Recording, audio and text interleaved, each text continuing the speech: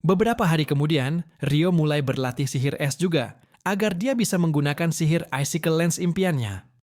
Berhubung menciptakan es lebih sulit daripada air, dia harus berlatih ekstra, sampai terbiasa. シクルランス。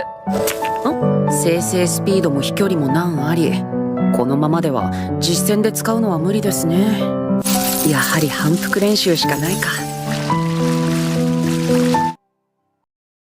Latihan yang terlalu keras membuatnya lemas, kehabisan mananya.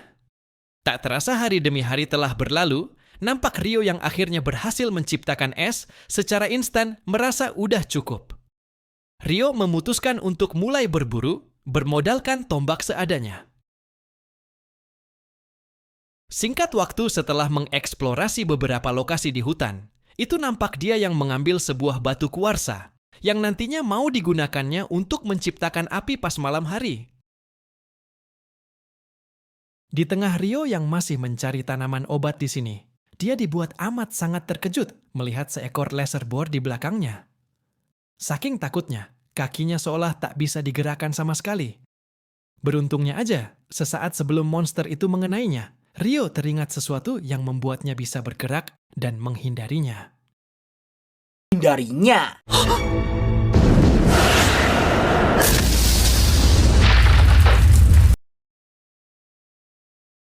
Situasi yang belum tenang mendesaknya untuk berpikir dengan cepat di saat laser boar yang nampak akan menyerang sekali lagi. Dengan cerdiknya, Ryo memanfaatkan sihir esnya untuk mengalahkan monster itu kotor.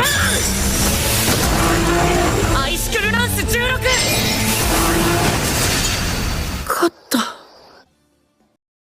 Sekembalinya ke rumah, dirinya dibuat terkejut mengetahui laser boar ternyata adalah jenis terlemah di antara para monster edisi newbie lainnya. Setelahnya Ryo juga memeriksa 2 halaman terakhir yang merupakan edisi khusus. Ada 2 sosok yang wajib diwaspadainya. Yang pertama ialah naga, dan yang kedua ialah Akuma. Kedua makhluk itu sama-sama berbahaya dan akan sangat sulit untuk kabur dari amarah mereka. Besoknya, Ryo yang baru menjelajah beberapa menit sudah kedatangan tamu tak diundang.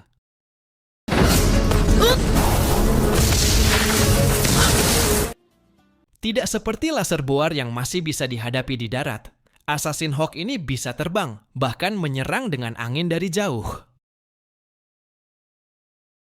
Setelah terus menghindarinya, akhirnya Ryo kepikiran sebuah ide untuk menjatuhkannya dan... Nice!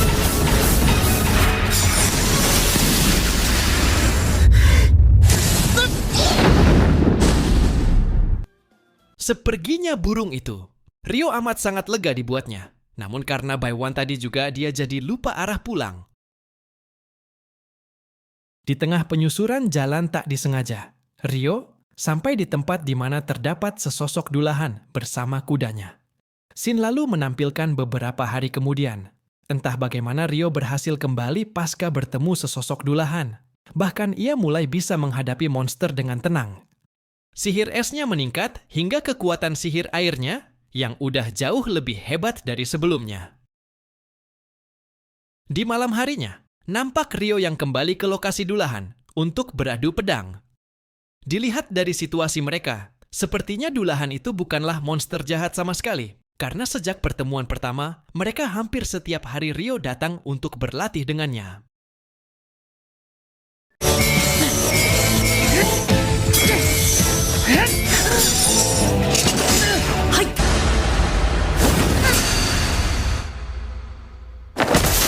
Nggak lama kemudian, dulahan itu nampak menggunakan sihir es untuk menciptakan sebuah pedang sihir yang langsung disodorkan ke arahnya.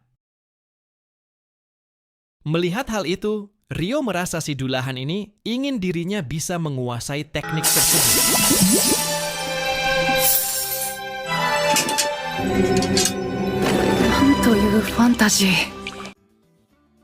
Beberapa waktu kemudian, nampak sang Assassin Hawk yang telah berevolusi kembali untuk sekedar membalas dendam. Dan untuk sekalian kalinya Ryo bisa menghadapi rintangan di depannya, mau sesulit apapun tantangannya.